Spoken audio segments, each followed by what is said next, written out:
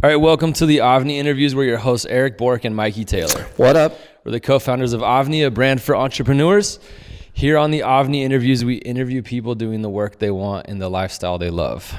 Before we get started, let's really quickly talk about our agency academy. If you are looking to start your own side hustle or start a full-scale agency, go to avnidigital.com. where we have an academy that walks you through the whole process. This academy is everything that I did, going from hit or miss video work to having multiple, let's say at times 5 clients paying me a couple $1,000s a month. And it's one of the best ways to get yourself going if you're looking to do your own thing. Again, that's avnidigital.com. Today's guest, we are lucky to have with us. He is deeply rooted in skateboarding, and he's a real estate broker. And we're going to talk a little bit about some cool history in skateboarding today, as well as his journey to becoming.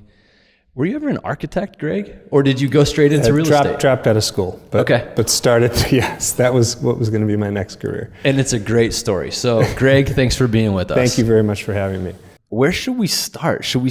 Let's start a little bit what you do now. Give us an overview. That was my intro, but give us an overview of what your life looks right now and what you do. And then we'll talk a little bit about history and skateboarding. Sure. So I've been a real estate broker for 15 years now, based out of Beverly Hills. I'm with Compass. I'm the founding agent. I was with Coldwell Banker for 12 years prior.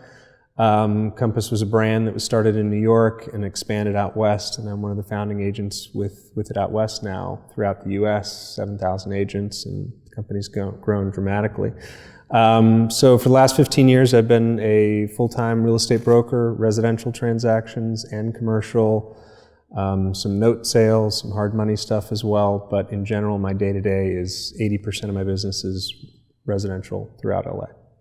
And if you're watching this and you're a skateboarder, go to YouTube and look up Greg Harris Wheels of Fortune, right? Sure. Yeah. Greg, and let's also, a lot of skateboarders.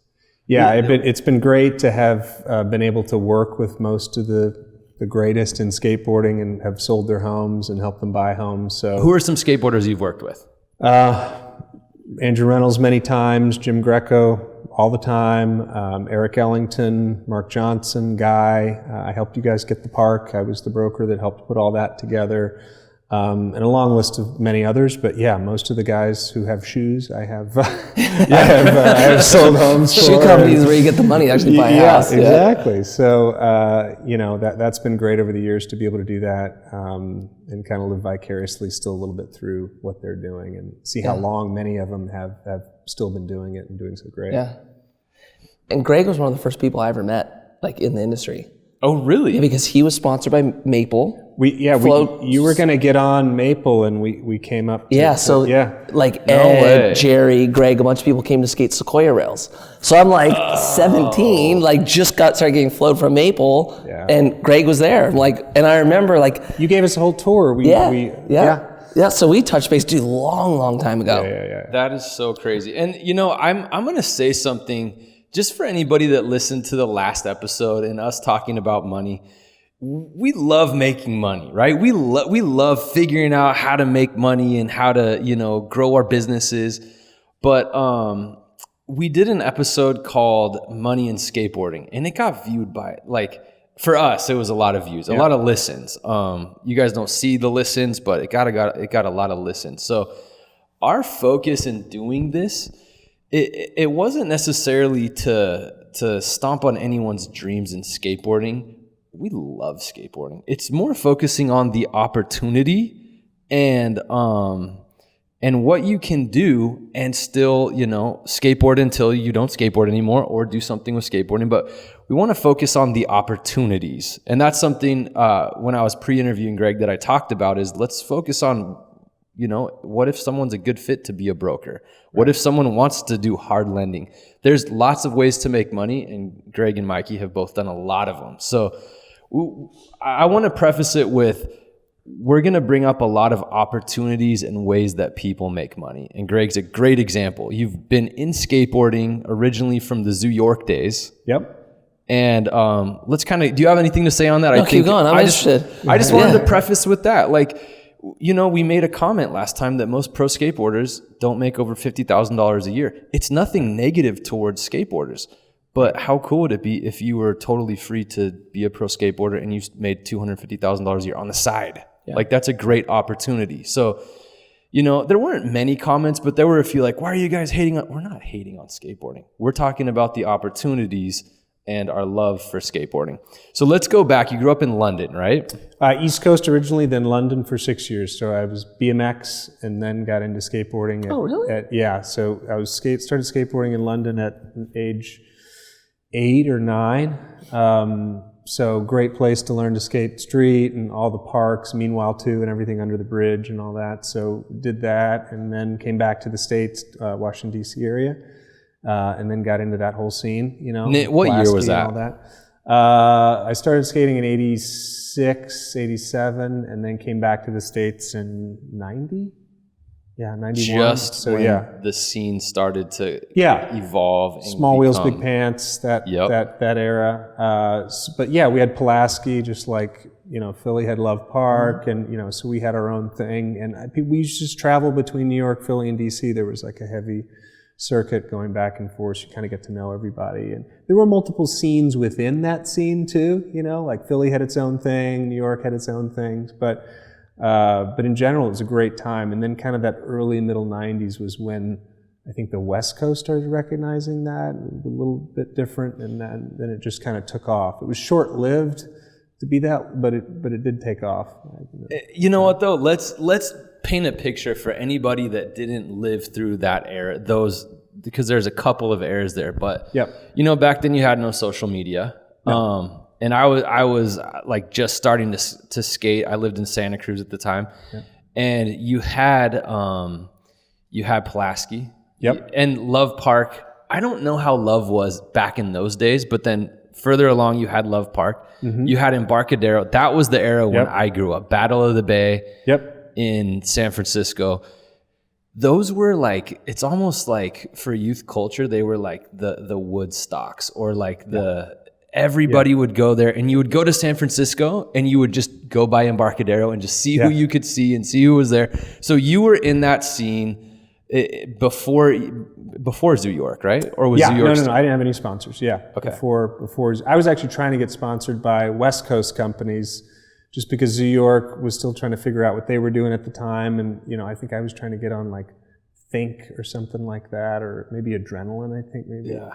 I forget it, but around that time. But yeah, I think it was the middle 90s was an interesting time where you had kind of East Coast and West Coast, and they were both trying to figure out their identity and do it. But, tell us about Pulaski. And anybody who's watching from a computer, Google Pulaski Park and you'll see it. Yeah, famous it's skate still spot. There. Looks the same.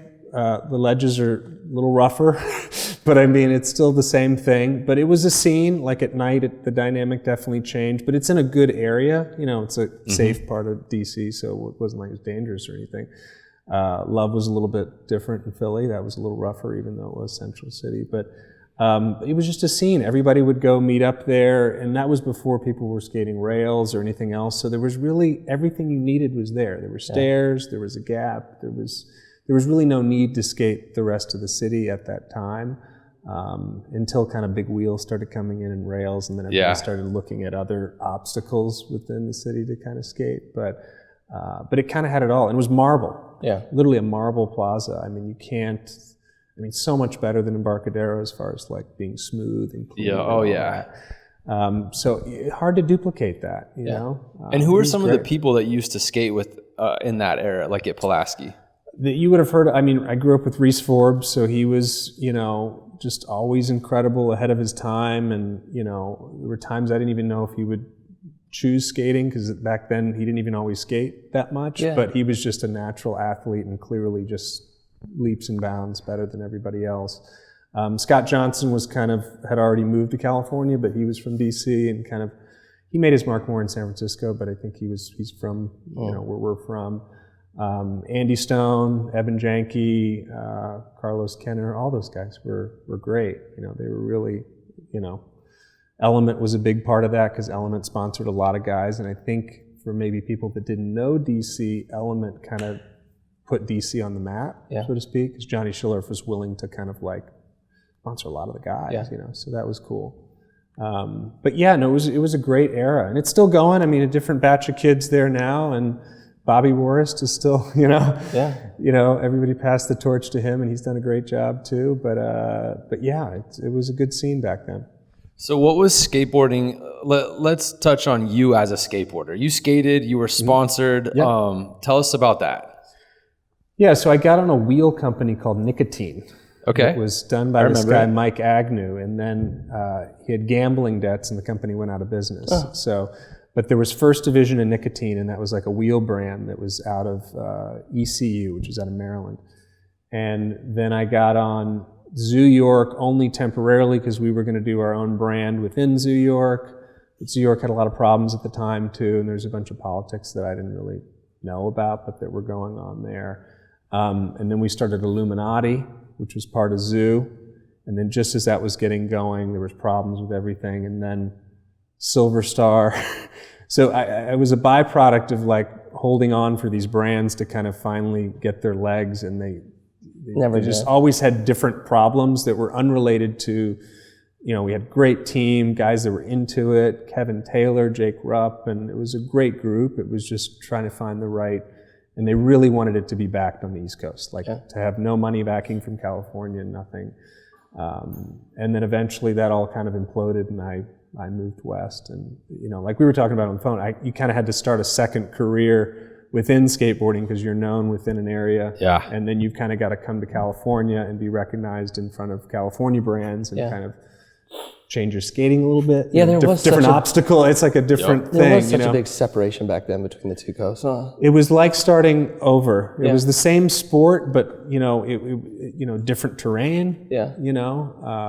Just different. And then you had to kind of come up through the ranks out here. And what was that like? Oh yeah. Hard. Yeah, hard at first, but I skated everything, so it wasn't like that difficult, and I enjoyed it all. But it was as far as being recognized or having people have heard of you, it was harder to kind of start over. A lot of my friends just stayed back east and went on to do other stuff and never had like a second wave within the career. But it was good. I met a lot of great people too. The nice thing, you come to California, it's like a whole new group of people, and so it was good. So how long when you came out to California, how long were you skating for? I first came to San Diego. I was there for like a year and a half. You said 99? 98, 99. Okay. Yeah. And then I was like, I had to get out of there. It was just a little too slow, and I didn't know. Yeah, I just felt like I wanted to come to LA. I wanted to be in a place where I didn't know anybody. For the first time, for whatever reason, I thought I wanted to be somewhere that was bigger than me. San Diego was very small, and I was kind of starting to think I might get out of skating, or at least the horizon of maybe what that would look like. And so came to LA and actually did the best skating in my career ever in LA.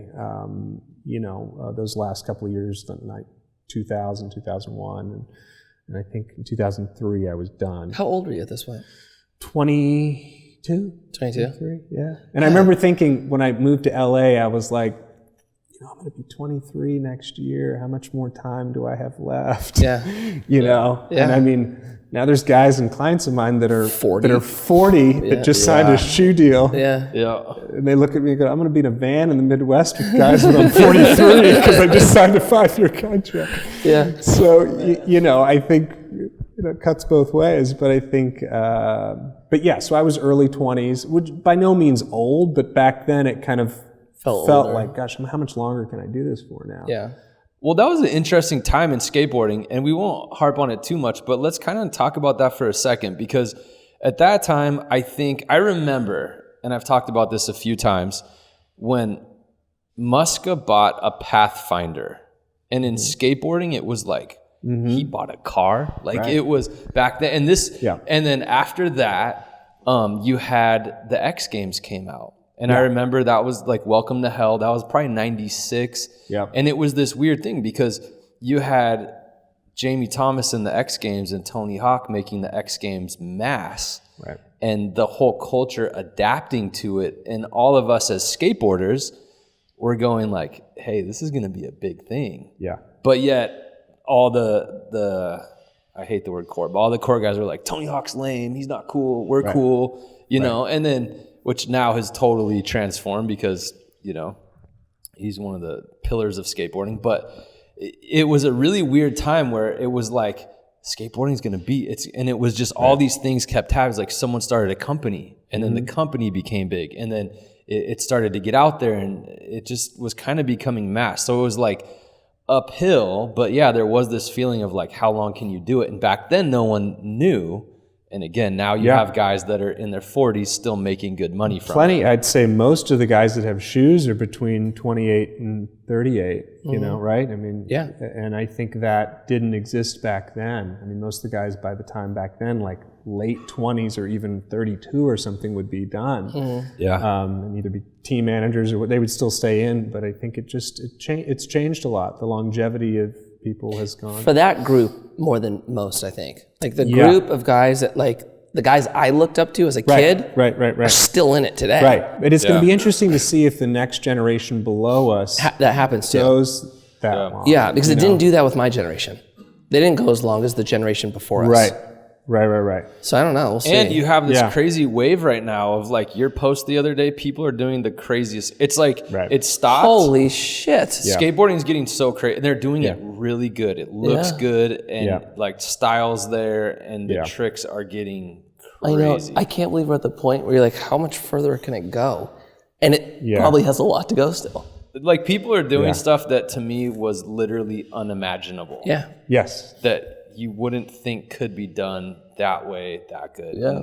Well, today, the observation that I have is kids can skate everything today. Yeah, they can. And back then, it was like you had to learn how to skate. Either you were like could skate transition, or you would like make fun of the street guys that couldn't kick turn, you know, on the quarter pipe. You know, but now these kids can skate bowls, and then they can lip side a 20 stair rail, and do it all with style and everything. It's kind of that's the biggest change I've seen is the kids are like ATVs. They can do it all. Skate everything and they all look good doing it. Yeah, I know. That didn't exist. They can get out because there was a time, let's call it 2003, 2004, where you had this surge of people doing the craziest tricks, but back then the company still had the control and someone would go do a crazy trick and even get in the magazine and they'd get nowhere. But now with social media, they can go look good, do it, and they get a lot of attention from it. And so it's kind of, and also companies are looking at, you know, the influence that has on their sales. So it's an interesting time again, you know, in skateboarding right now. Yeah.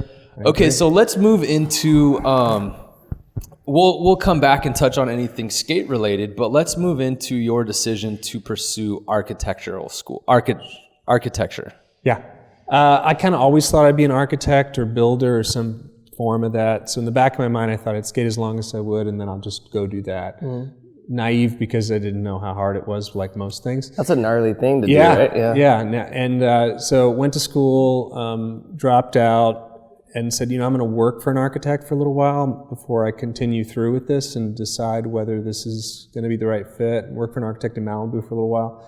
And that was great, but I quickly realized that this was not going to save me financially either. You know, it wasn't. I was coming out of something where I never made a lot of money because I got out of it really before the shoe money really started coming in, and then getting into this, I think it was going to be like a 10-year career where I had to work for somebody else to become AIA and then kind of do my own thing.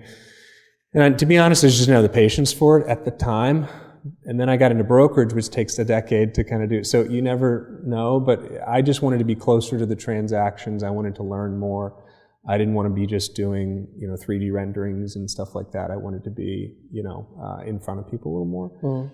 And I thought brokerage was the best way to do that. And within that, there's so many different capacities, whether leasing, commercial, residential. I just thought in general that would be, would open me up a little bit. So in 2004, I started studying to get my license and had a job at night. I was delivering food at night, like high-end food, but still delivering food at night. And taking class during the day. And then I got a job managing an apartment building in Hollywood Hills that I that I lived in. So it kept my overhead low. And, I don't know how people do it today. Back then I was 26 or 27, my now wife and I had just met. And she was like, well, the manager's leaving. Shouldn't you want to be the apartment manager? I was like, why would I want to do that? And she said, because your rent would be like nothing. Or maybe I was like, okay, that makes sense. I'll do that. So did that. And that was good. Did that for about a year.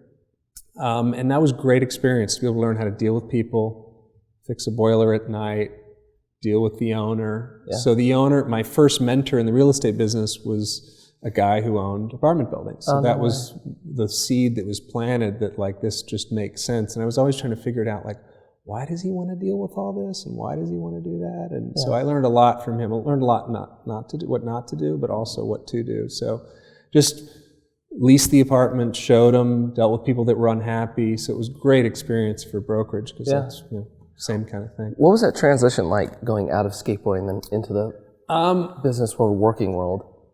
It wasn't that hard because I just kind of disappeared. I just kind of I wasn't that close with a lot of people that that seemed easier to me just to kind of like separate. Jai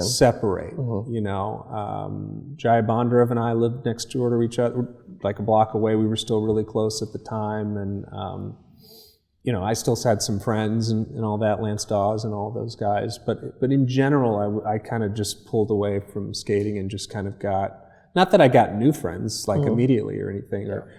I thought it just would be helpful to kind of focus on something else or try to figure it out. But it wasn't easy. There was definitely, we're not talking about like a 2-year period here year and a half period where I was trying to really figure it out. Because once I stopped working for this architect, I was like, okay, I thought I'd skateboard forever. Then I thought for sure I'd become an architect, and now I'm not doing that. Yeah. So now what? So I was literally back to the point where most people probably are when they're in 18, skating, 19, 20, so at the end of it at least. So I was confused at that point, lost really. I was just kind of like, wow. So what do you think it is? Because I think that's at least for me, it was always the hardest part to figure out what that next thing was that would even like excite me or I thought would be fun. Right. But it sounds like it kind of just naturally or organically happened. It did happen. It seemed very quick. As I tell the story, it seemed like literally one day I was like, I'm going to do that. And I had no point of reference on it other than like maybe my friend's mom growing up sold houses. So I didn't have it's not like I had a friend who did it who was successful and said, come do this. I had nobody telling me, I was going to be the Nike team manager. I was up for that job right when Nike started the team. Oh, yeah. And that was what I thought was going to be my first thing. I was like, okay, I'm going to be the Nike team manager. This is going to be great. I was going to have to move up to Portland. I just met my wife, and she was like, wow, okay. So I was like, but this big job, I'm going to have to do it. And it paid like 60. I thought, we were talking about it. Yeah. I was shopping for houses. I thought I was like picking out cars I was going to buy. I literally thought that 60 grand was going to be like, I made it. I was going to move to Portland and just like, not retire, but like I had my path set up. Yeah. And that's just interesting to think back on that time, like not having any context of like kids and all the other stuff, how expensive life is now. But I thought that was a good, I did not get the job. A lot of people obviously wanted that job at the time because it was a big deal. It was a corporate company. It was solid and, forget who actually got it, but anyway. So when you were living in the apartment, how were you became the manager. How were you making money at that point? So my rent was like $300 or $400, because I was managing the building. So then I was just delivering food at night. Okay. I worked for like a high-end food delivery service where you would go to, let's say husband and wife, the husband wants sushi, the wife wants steak. You go to 2 different restaurants and you bring it up to their house in Bel Air or whatever. Take it out of the styrofoam, you put it on a plate, and then you leave. Gotcha. So I would do that from kind of like 5 to 10 at night. And that was kind of a cool job. I didn't mind. I had the freedom to kind of just drive around, learn areas. It was actually very good for what I do now. And I did that for about a year. So I supplemented myself, kept my rent low, and then just started going to an office every day and, doing whatever I could to try to, connect the dots and do a transaction. So it always interests me on how people originally got into things. So it sounds like you got your apartment manager position, and then you had someone that the owner kind of mentored you into where to get started in real estate. A little bit, yeah. He thought, he's like, oh yeah, real estate's great, you should definitely do it. You know, I think he didn't have any experience on the residential side, which is what I went into, but I mean, he was a hard money lender who in the 90s took back some properties that he lent on, didn't know what to do with them. He's like, I don't really want this building, but I had to foreclose on the note. So then he got into it, and then he went on to own like over 500 units before he passed away in 2011. But yeah, so that was my first glimpse into that. It was interesting how those seeds are planted early on. Like, you know, he was put into my life for a reason to learn about something. It would take a while for me to come full circle and actualize it, but you know, it's kind of interesting how you meet different people for that reason. But it was so then, cool. when did you step into selling homes full time? 04. 04. Yeah. 03 I got licensed, 03 or 4 I got licensed. In 2004 I was full time. I think by the end of 04 I'd quit the food delivery. I'd done maybe 3 or 5 deals my first year, so I'd made a little money enough to kind of quit. Got myself a decent car that didn't have like a peeling hood and you know, all of that. And so I think probably about a year and a half in, I bought myself like a little used BMW and kind of from there. And also we had a good market back then because it was 05, 06, 07. So I was able to kind of get some traction going.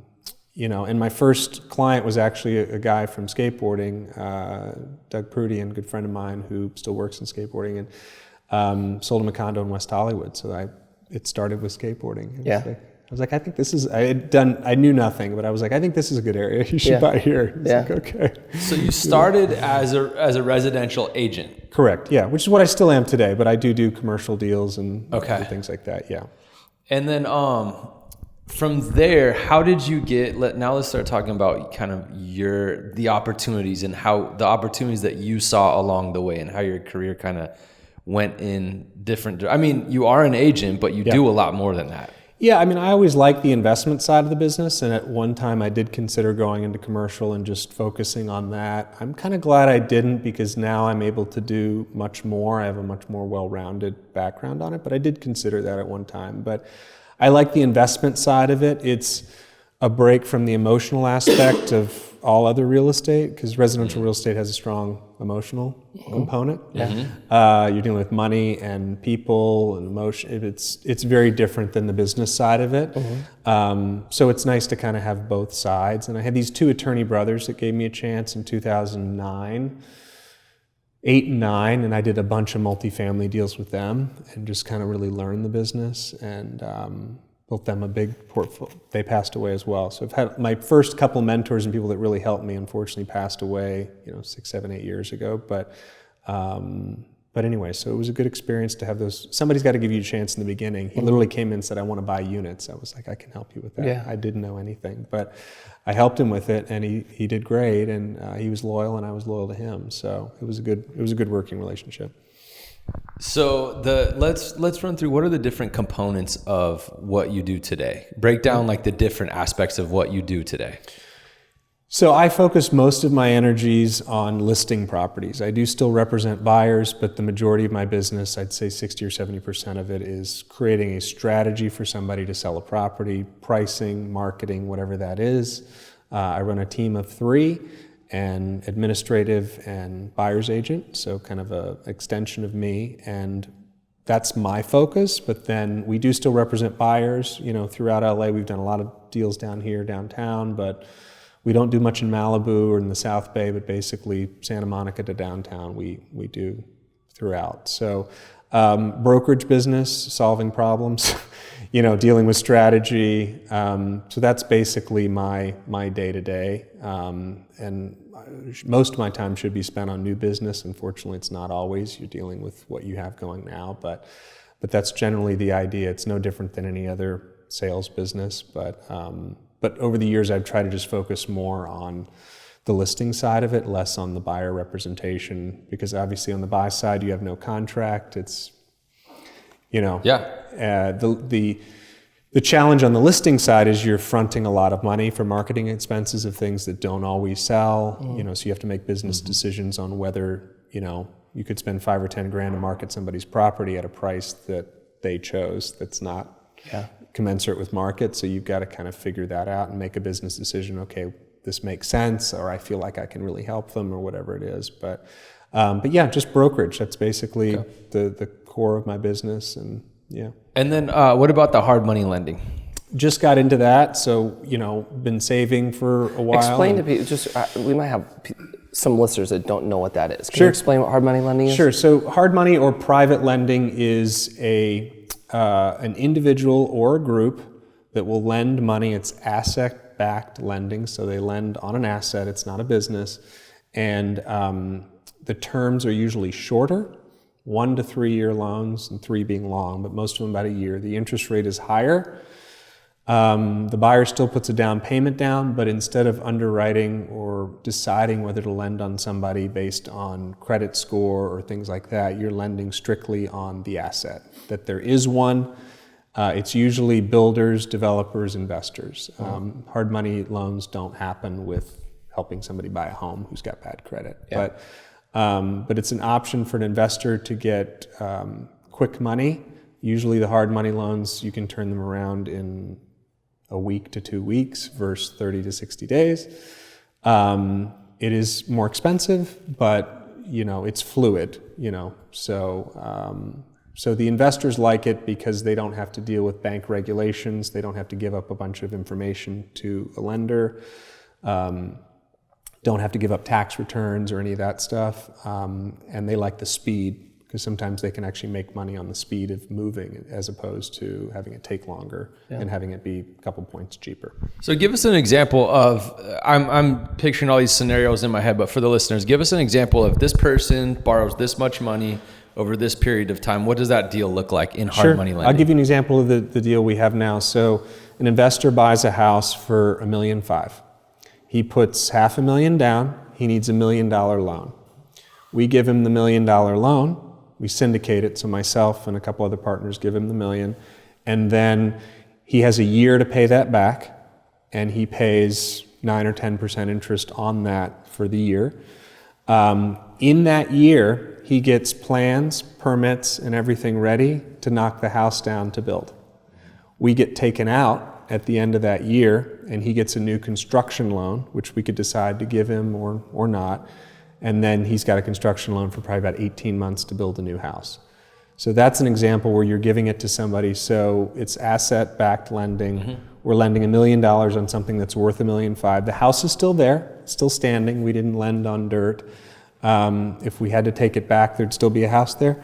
So it's pretty well hedged. Plus, he's got $500,000 in that example, in the deal too, that hopefully he doesn't want to walk away from too. Mm-hmm. So there's certainly risk involved, but it's measured risk, I think. Perfect.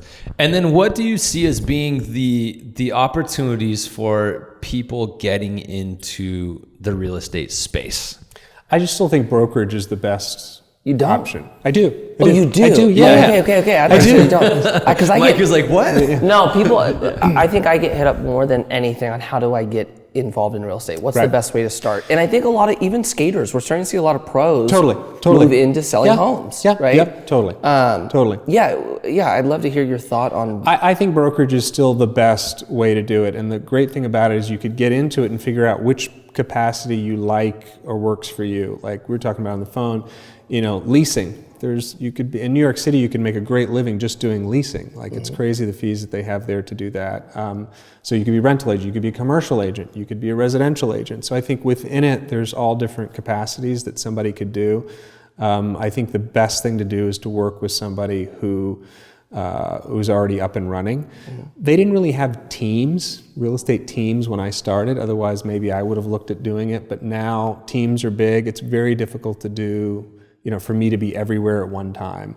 And it's not effective for me to be great at the paperwork and create, there's certain things that it's better, somebody else is better at, and I can focus on other things. Yeah. These are things you learn. I did everything myself for a decade before finally getting help. So I'm just giving everybody my own advice. But I think brokerage is still the best way to get started, and working with a team where you have the opportunity to hold open houses, hear the language, kind of shadow somebody, it will speed up your learning curve like tenfold than if you try to do it on your own. Totally. Because you end up, this business, you're kind of on an island. You're by yourself. A lot of sales businesses, you have to self-motivate.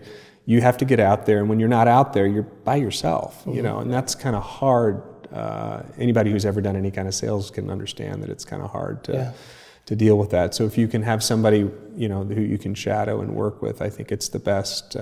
Plus, it gives you instant credibility if you say, I work with a group, or I work, I think that's just a much better way to go. I think it's short-sighted to think, I'll be giving up a part of my commissions. Maybe, but if you can learn in 2 years what would take you 5 to 7 on your own, then I think that's worth paying for. So look for a team. Are there any sites or anyone to follow? I mean, obviously follow it's at Greg Harris, right? Sure.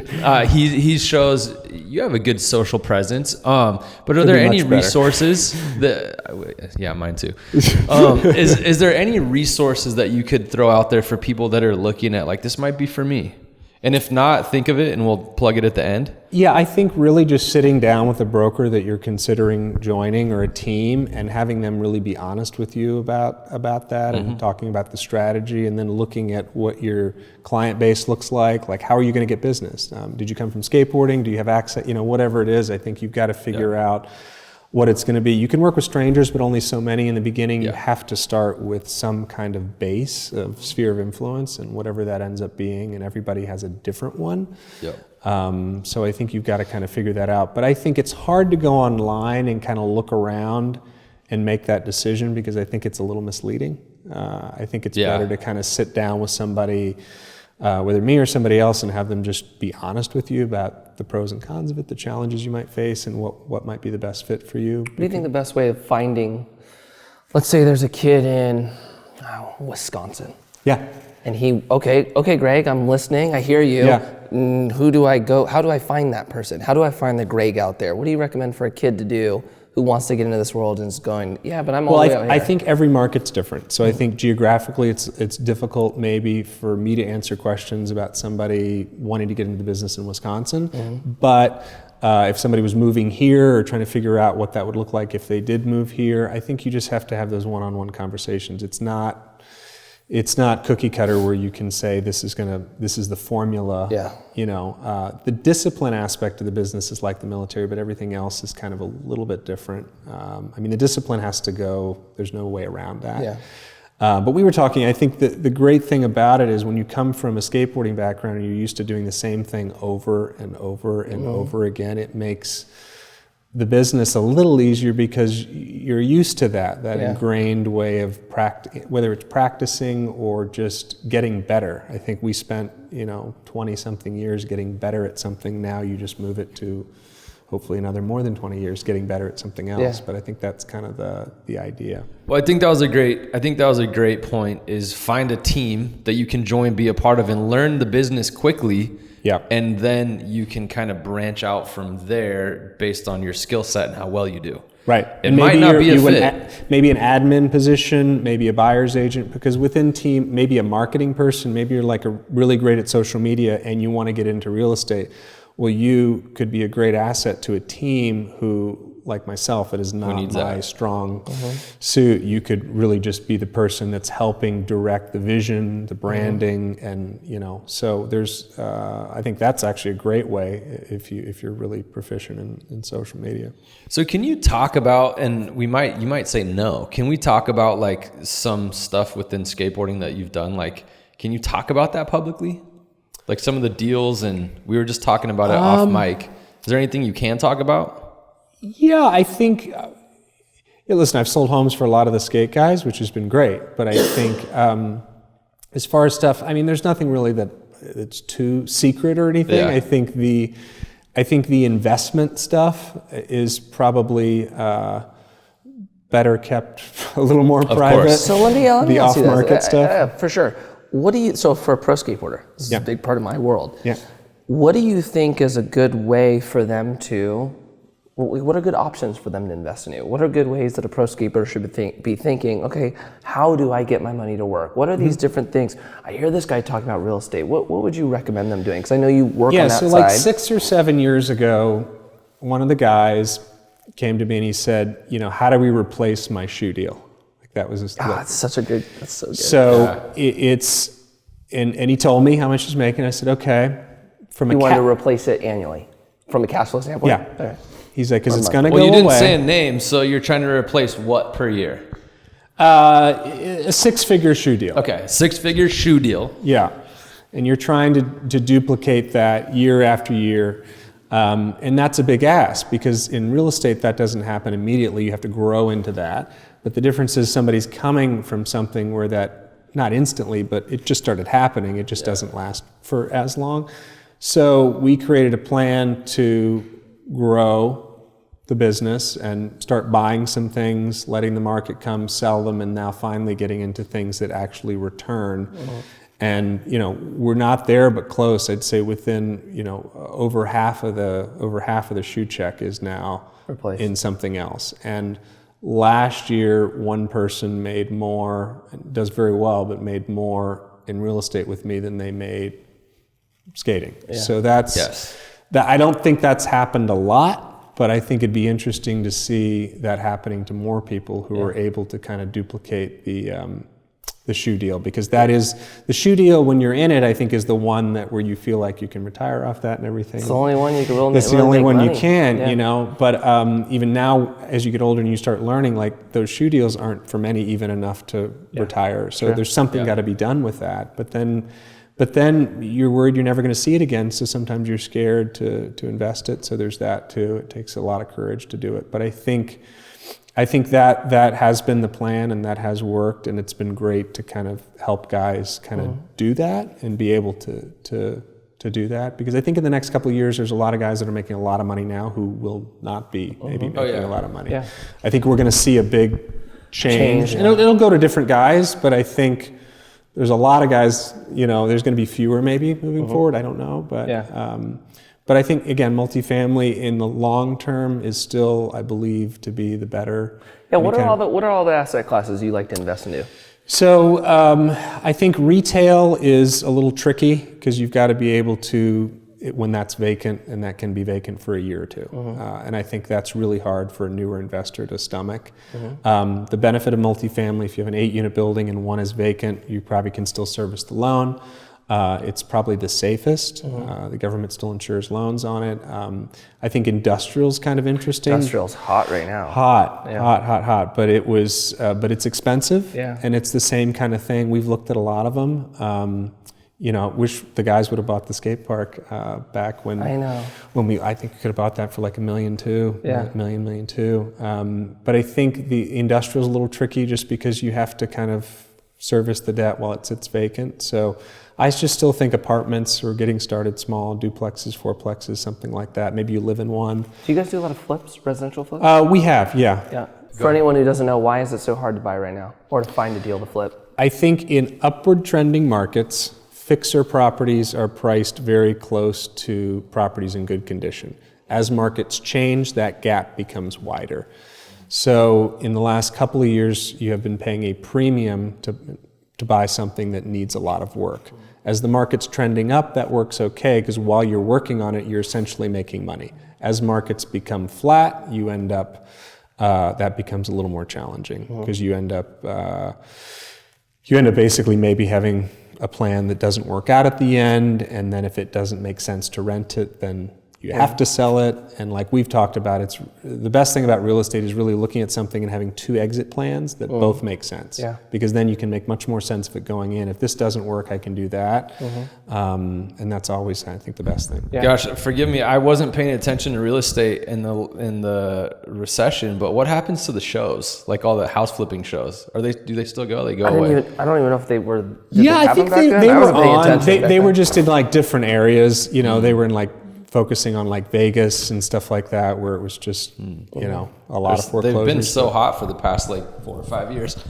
Are they still really hot? Oh yeah. Real estate shows are huge, just in general, every capacity. Right now it's just HGTV is just on fire. And they're very interesting also. Yeah, no, there's some good ones. So let's not use this as like we're telling you this is how the market's going to be, but just out of curiosity, where do you see the market going? I think we're flat for a little while. I think we're, we've hit it. Everybody thinks we're going down. We can't go down until we have to go flat before we can go down. So I think what's happening now is just a cooling off of where things are. I think it depends where you are, what you have, what product type, but I do think fixer properties are definitely going to be trading for a little less than maybe they would have last year. But every neighborhood's different. I think, LA is a town of villages, and every neighborhood has its own nuances. Yeah. And I still think there's a lot of upside in certain areas, but I think in general we are flat. Yeah. And we probably have been for 8 months. Yeah. 6 to 8 months, I think. So what would, can we talk about any specifics, like just so you know, I don't know if the listeners caught it, but Greg handled the deal on BMX Park, the park that went off in 2016, where we skated every single day. You mentioned that if they would have bought that back then. Yeah, because What do you think that building's worth right now? What is it, 7,000 square feet? Is it only 7? Yeah. I thought it was more than that. 7,400 feet. I think, well, first of all, they came to me and they wanted to do a park, and I was like, 5 guys, this sounds like this, and the commercial leases are long, right? So you're committing to your buddies for like 5-7 years, and I don't think anybody knew how long it was going to work out or not, and it's done incredible. But I think, so we looked around, we looked down here, we looked downtown, outskirts of downtown, we looked in the valley, and that one just seemed to make the most sense. I think selfishly some of the guys lived out there and it was just closer to home, but it was perfect, and we put that deal together, and then the renewal came up and we did handled the renewal and everything, and that's just been an incredible opportunity and grown so many people's businesses from that too. Can you say what was it valued then? What's it valued now? Would that have been a good purchase back then? A double. It would have been a double. It's a double.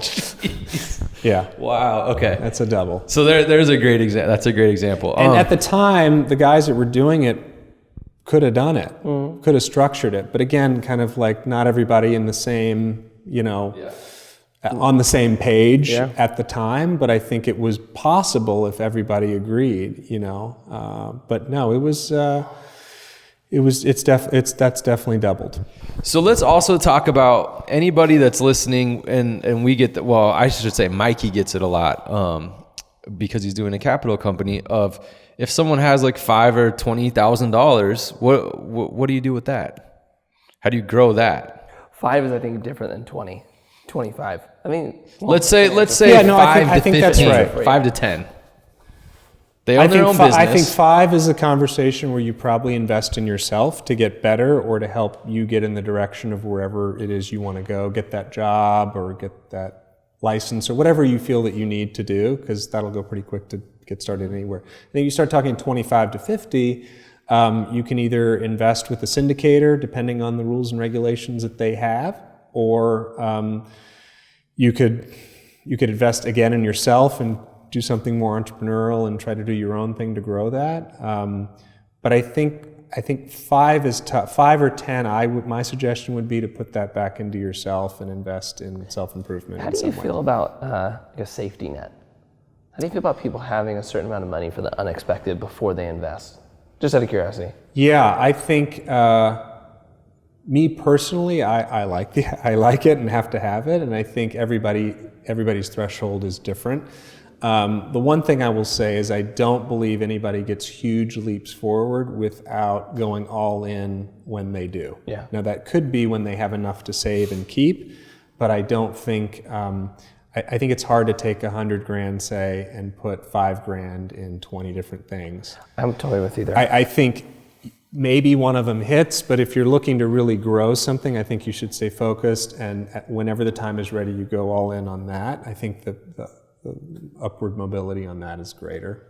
It's just my opinion, but I think it's the opposite opinion of like somebody that would manage stocks. Yeah, they telling you would to say, diversify. spray and pray that it all does well. But I think, I don't know, if you're an entrepreneur, I think you just keep your reserves, but then when the time is right, you kind of go all in with whatever that is. Yeah. I generally agree. I think I'm maybe more, I would say, a hybrid of the two, because I do believe that, like, if you have something, you go with it. But for me personally, this just could be just a personality thing. Yep. I don't know if I would ever go all 100% in on one thing. No. That might be because of where I'm at in my life. I don't know. But I definitely do go 70, 20, 10.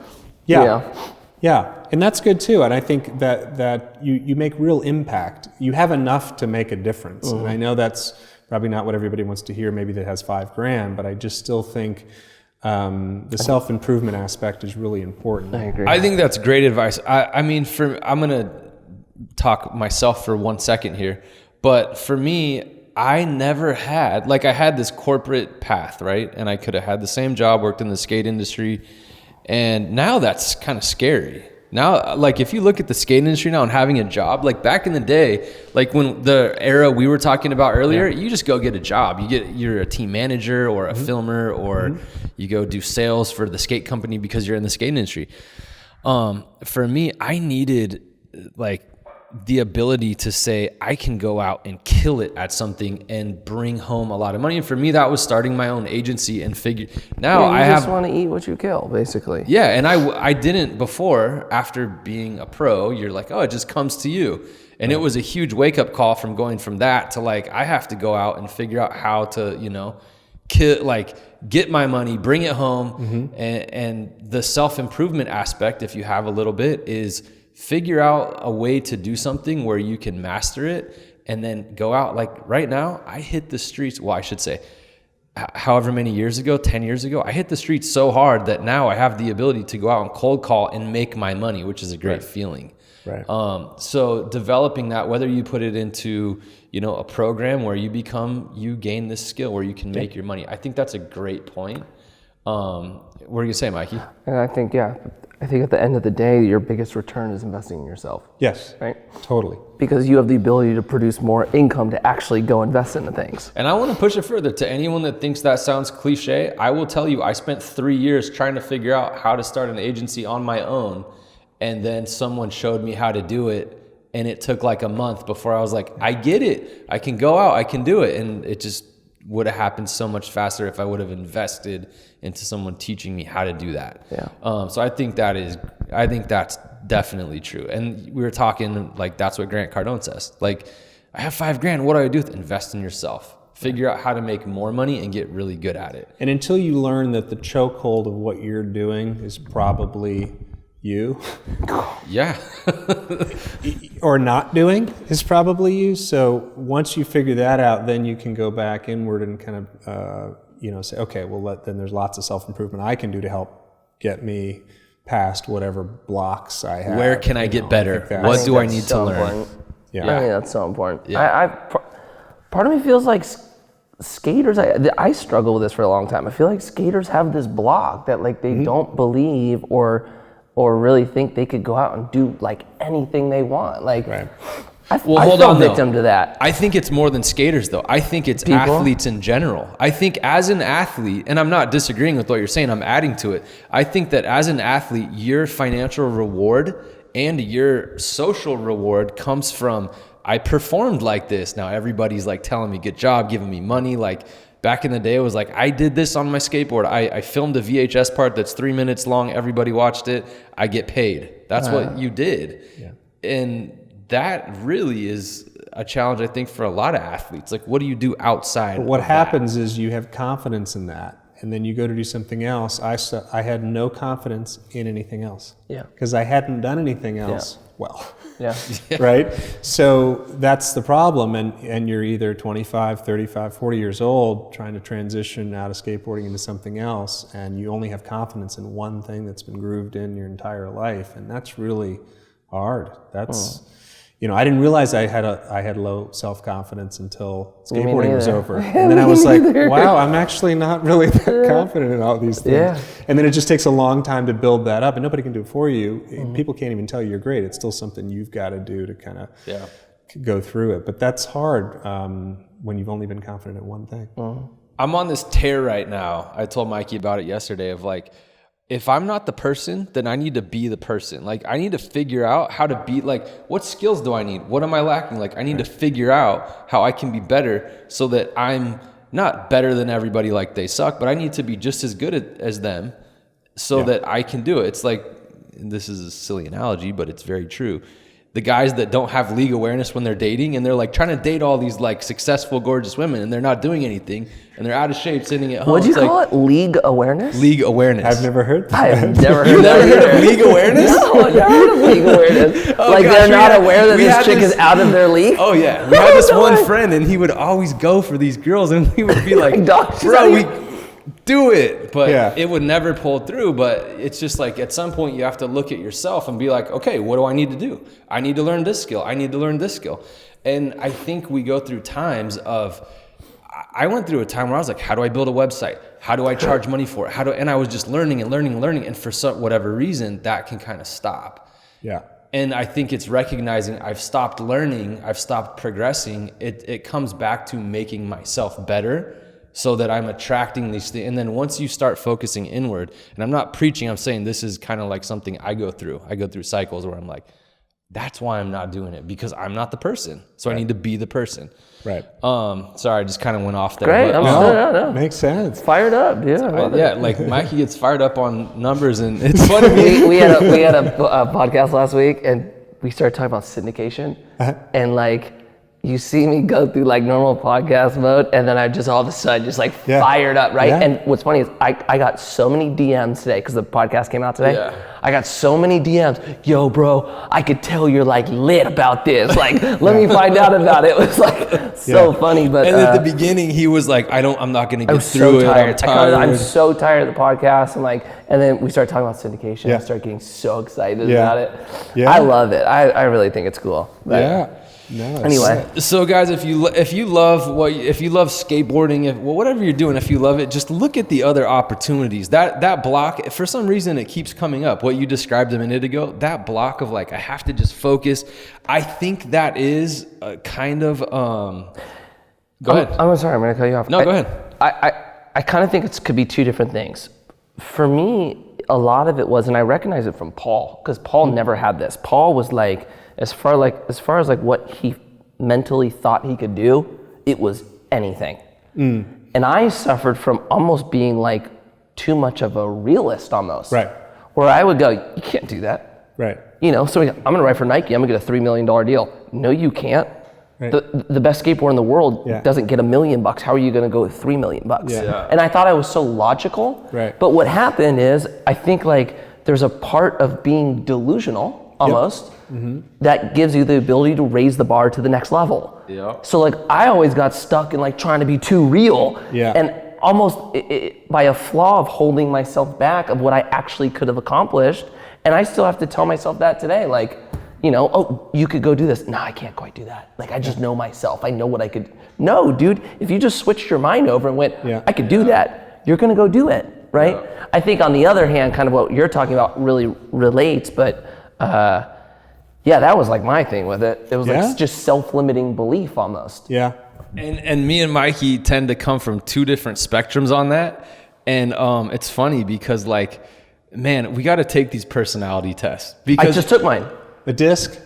No, I took the... DISC? No, I took one from Erik Enterprises, did a whole personality test in this whole company, and they sent it to me, it was Insights. Insights, okay. And it was interesting, dude. Yeah. Really interesting. I had a 2-hour call after I did my test, basically going over my results, how I work with people, how basically, if I'm working with somebody, the things I can say that they're gonna like and vice versa, the things that they can say that I'm gonna hear and what I'm not gonna hear. And dude, when she was like breaking this thing down with me, Ryan was with me. It was trippy, dude. Really? It was like spot on. Like the girl almost knew more about myself than I did. It was crazy. And then we started talking about Erik and our personality differences and the way we could like, where we're gonna have conflict, where we wouldn't. It's so fascinating. So I'm ready. True. I took my test. I need you to take yours. I need to go take mine. Yeah. My challenge is not like, my fear is I always like thinking big and then going for it. And it's funny because I don't have a problem executing. I have a problem on which thing I'm executing on. And also the thing I struggle with is like knowing if I'm being like forward thinking or delusional, because my biggest fear is being delusional. I don't want to be delusional, but I like thinking big and like going for big things. So I heard Charlie say something. Fear's the block then.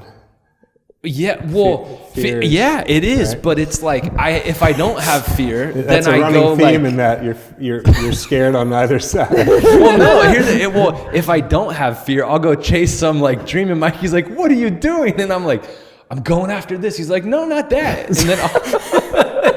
then we're doing this.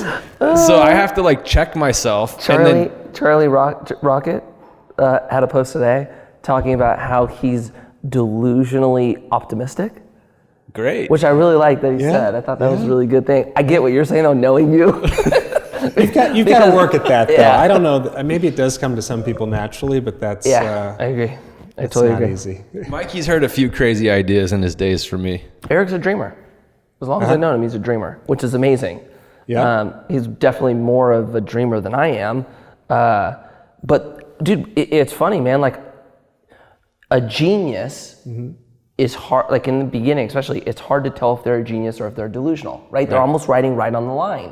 Where you're going, even with the whole thing with the fire festival, people are like looking at this dude like, is he a genius or is he a scammer? Right? No, you could see how it could happen. The first 20 minutes, I thought tell. he might have been the smartest guy in the room. But I know. So you don't want to tell crazy. somebody like, hey, dude, you're delusional. Right. We're like, shit, you could be a genius, dog. Like, I don't know. Yeah. You know? You know what though? I feel like there are certain things with those people that there's certain characteristics where they self-sabotage. Yeah. And that's where like, because this trips me out. And this is an interesting conversation we got into. I know, because this is really on a tangent, but I kind of love it. Yeah, it's kind of a fun one. Good So let's go for a couple more minutes. So like, think about this though, like the delusional people that pull it. Yeah. It's like they stuck with this vision and they stuck with it over a long period of time. Most of them. Some of them did it quick. Like I used to work for a backpack company, Ogio, and the way he did it is he had this vision of this gym bag, and he literally flew to Asia with a cardboard box. I'm gonna go get someone to make it, and then he flew over there and he came back and he did it, and he made $1 million when he was like 19 or something. Sorry for misquoting that story, but he was delusional a way where he pulled it, right? The people that scare me are the ones, and that I never want to be, are the ones that are like, I'm going to do this. And then they go and self-sabotage and never do anything, and they're just delusional. Right. That's kind of my biggest fear. So to check yourself on that, Mikey's going to say something, I could tell. No, just to check myself on that, like I always think like this is what I want to do, and I just have to stick with it over time and make sure that it's a big thing and it's a great thing, and I'm willing to stick it out, because anything that I didn't do is usually because I stopped doing it, right? You're both right. It just depends on who's going to execute. You know, who's you're going to right execute. that it won't work out, and you're right that it will, but somebody still has to do it. And all the way through, you know? And the people who don't there's usually some very clear, and I don't want to say names because I'm thinking of a few very specific people, but it's because they self-sabotage or they have a cycle that they're defeating themselves and they won't break that cycle. So I think looking inside, maybe this is back to the self-education, maybe looking back inside and just saying, what am I doing like to make this not happen every time? Or but in my experience, when people are delusional and don't pull it, there's usually a self-sabotaging activity. Yep, I would say. All right, back to Greg. Back to Greg. That was a fun one, man. Yeah. I like those ones. All right, cool. So I think we're over time. So let's go ahead and plug what you're doing. Where can people find you? So Greg at Greg Harris. Sorry, it's at Greg Harris Group. 2 R's, 1 S. 2 R's, 1 S. Yeah. Or at Greg M. Harris, either way. But Greg Harris Estates is the website. You can contact me through that. But I'm happy to talk to or meet with anybody considering getting into the business, asking strategy, how I did it, understand their story, what I can do to help maybe direct them in the right way. I wish I would have had somebody do that for me when I started. I didn't have a lot of guidance in the beginning, and I think I certainly have some perspective, so happy to help anybody. Yeah. So anyone listening to this in the greater LA area, take him up on this offer. This is massive. Yeah, and let's really quickly recap. Like, if anybody's looking to get started, you mentioned joining a team. I think so. Yeah, I think joining a team, you just get so much experience, get close to the deals, learn so much more, so much quicker.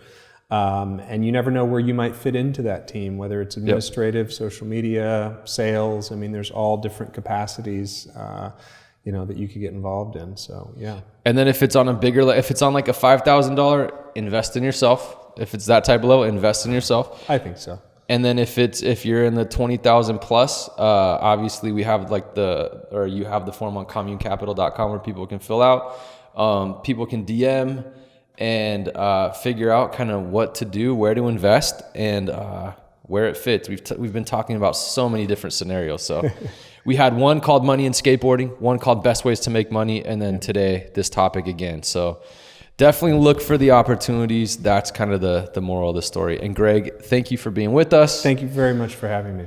And we'll wrap it there.